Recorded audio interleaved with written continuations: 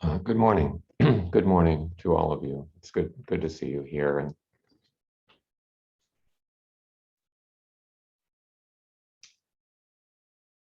so um, last week we talked about a little story about layman Peng, who was reading the sutras and found them difficult, he said.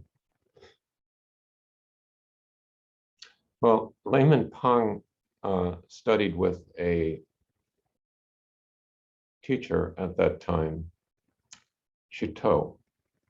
And I'd like to spend a little time with Shitou over the next couple weeks. First, some background. Shitou, actually, that was his name after he became abbot. They called him that. He had a different name when he was his birth name, but I'll just call him Shitou for simplicity's sake.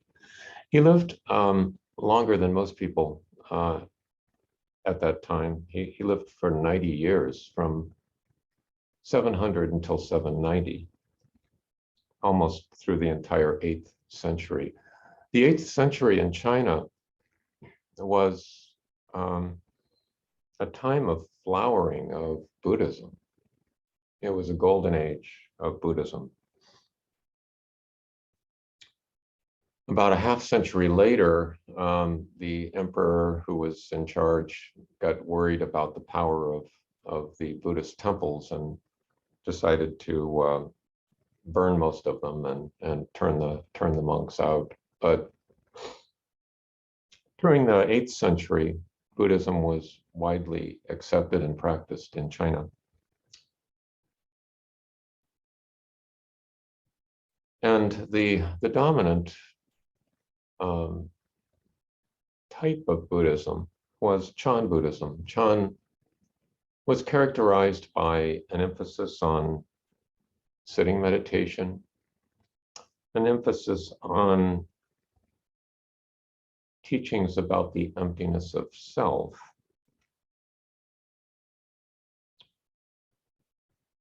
suspicion of language, and a trust in intuitive understanding, and also a belief in sudden awakening. Those were some of the characteristics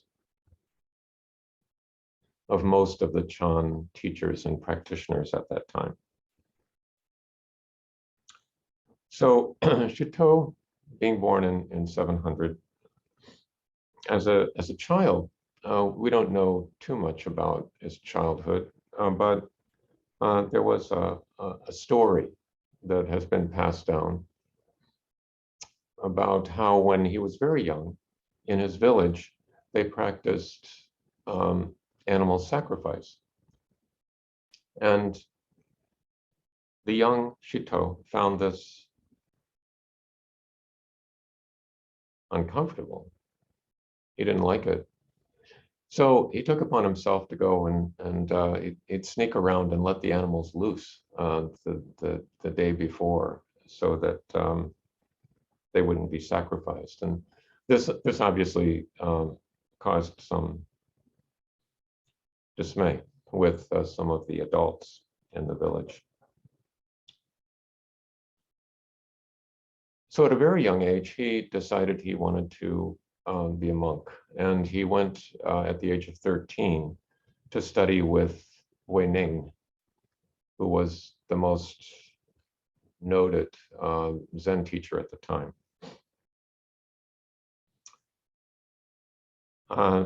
Ning died shortly thereafter, and but Shitou stayed on at the monastery, and ultimately he became ordained, fully ordained, at the relatively late age of 28, and studied with Xing, who was Ning's successor.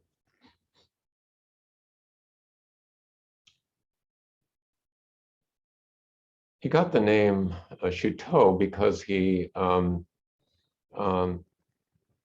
lived in a little hut on a flat piece of rock on the side of the mountain near the monastery.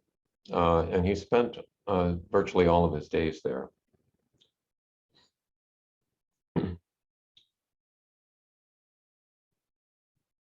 There were two relatively short writings that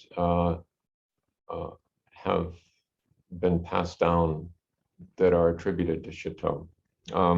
One is the Song of the Grass Hut, and the other is Sandokai. And we'll discuss these later. These are well known, but today I'd like to just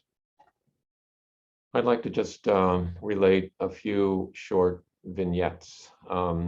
These vignettes of short stories about an interchange between a teacher and the monks or the student are just common fare in Zen literature, and there are a number of them about Shitou. I'll just read a few of them. But before I do that, because I think it relates somewhat to the topic, which we'll get to, I'd like to just share the screen for a minute.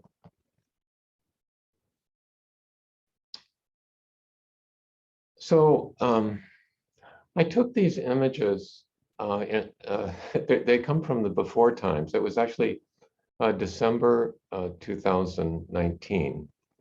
And nobody had any idea what was coming, the tsunami that was on its way.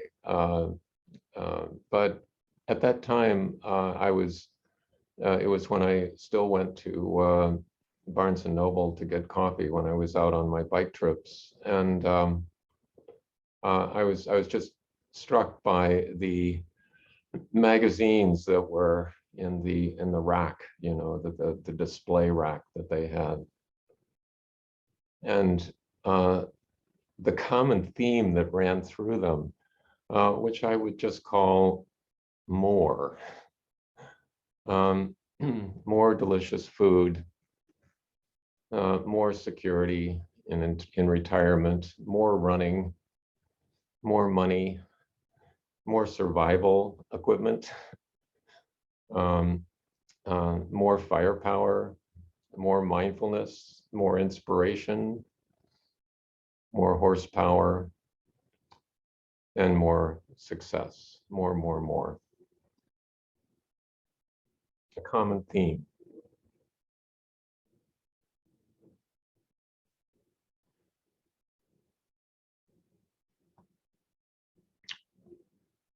So these little stories that I'll read, I'll just read a few of them.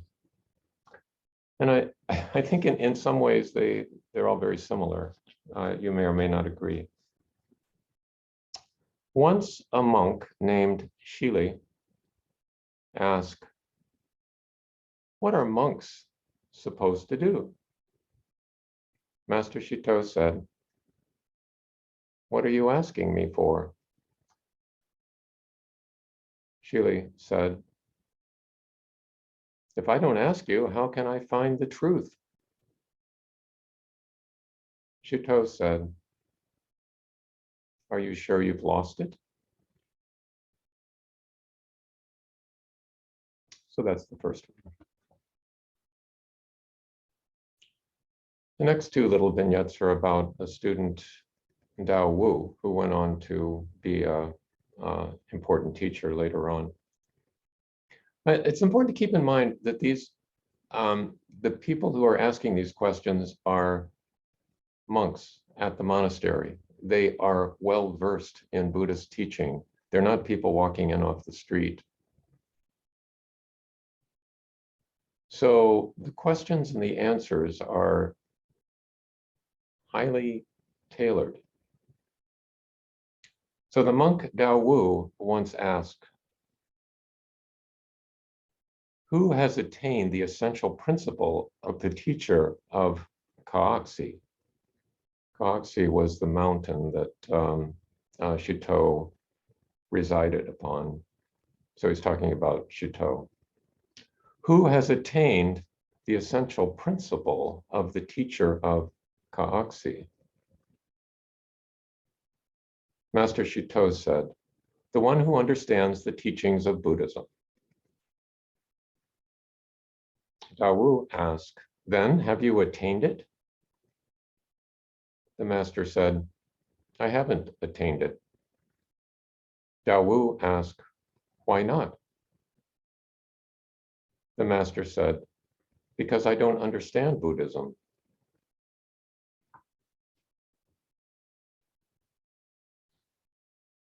Another time, Dawu asked, what is the fundamental teaching of the Buddha way? Master Shitou said, not attaining, not knowing. You already have it. Dawu asked, is there anything beyond this? The master said, white clouds pass freely through the vast sky.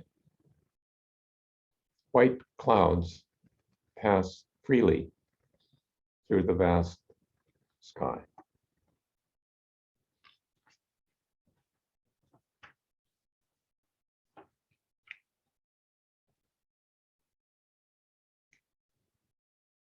Another monk named Huilang once asked Master Shitou, what is the awakened one? The master said, you don't have awakened mind. Huilang, dejected, said, I'm just human. I run around and have all kinds of ideas.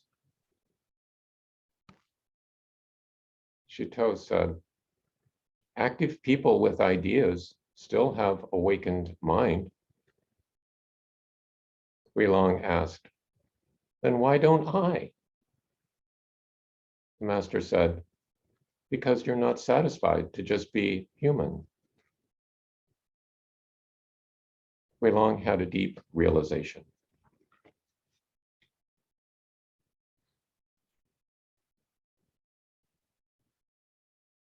And finally, the monk Lingmo once came to study with Master Shitou and said, if you can give me one phrase of awakening, I will stay. If not, I will leave. If you can give me one phrase of awakening, I will stay. If not, I will leave. The master ignored him. Lingmo shook out the sleeves of his robe and walked away. When he got to the temple gate, the master called out, Venerable! Lingmo turned his head. The master said, from birth till death, just this. Why are you still searching? From birth till death, just this. Why are you still searching? Lingmo had a deep awakening.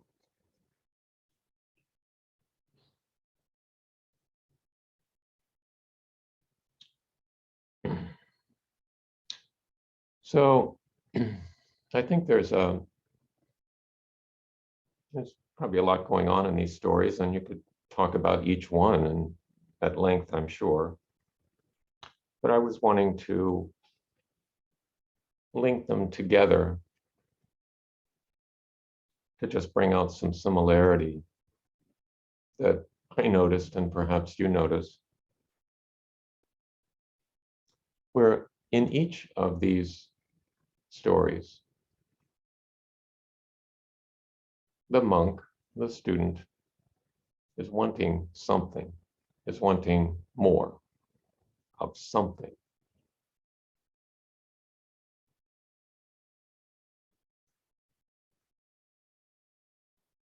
And in each, Shitou has what could be considered a flippant response, but it's not flippant. I would say it's not flippant at all.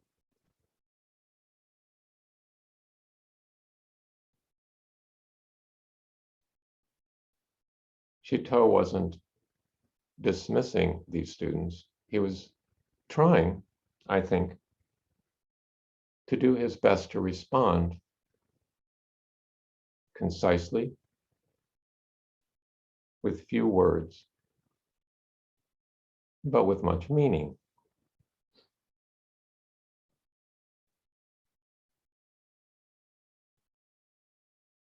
I think it's a topic for discussion, and we can discuss this in the smaller groups about what were these monks really wanting.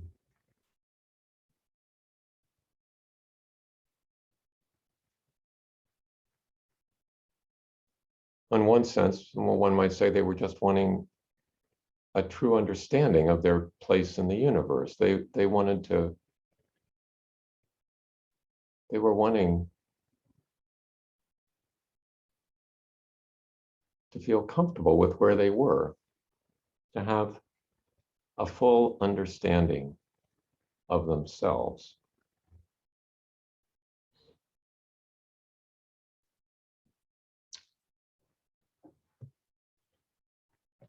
I've been reading and I hope this doesn't just confuse the issue more, but I've been reading a book this past week that came out not long ago by C.W. Huntington Jr. You may or may not have heard of him, but he's a Buddhist scholar, teacher, teaches at a university, and has spent his life translating and studying various texts. He spent 4 years in India studying Sanskrit so he could learn how to translate it as well as possible. A very dedicated student of Buddhist literature and other literature as well, as you can tell from reading the book. But the book is called What I Don't Know About Death. And the peculiar circumstance of this book is that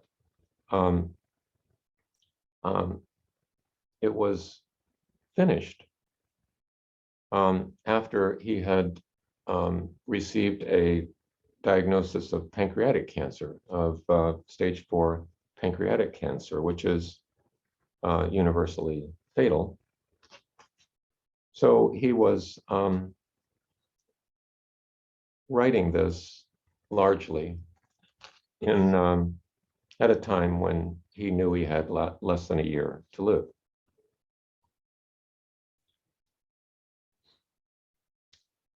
But he talked a lot about his sort of cumulative insight of these Buddhist teachings.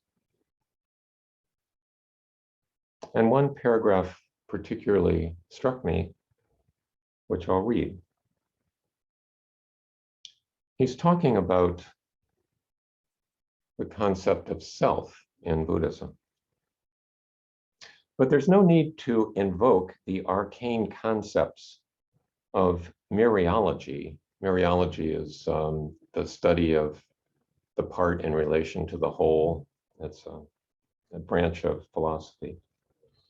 Arcane study of mereology and quantum mechanics in order to illustrate the way language masks the fundamental, ungraspable nature of the self. That a word may, under circumstances, function as a convenient fiction is a commonly recognized linguistic phenomenon. For example, in the sentence, "It was raining yesterday, but today it is snowing." There is no implied subject or agent to which the it refers. We might more accurately say, yesterday rain was falling, today snow is falling, which is exactly what some languages such as Hindi, Chinese, and Turkish do.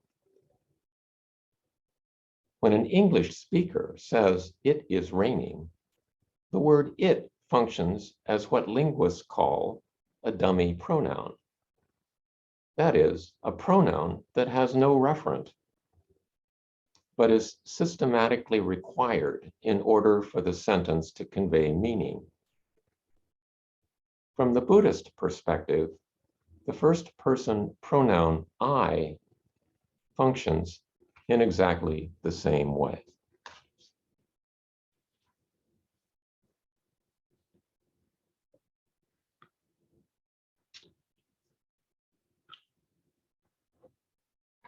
So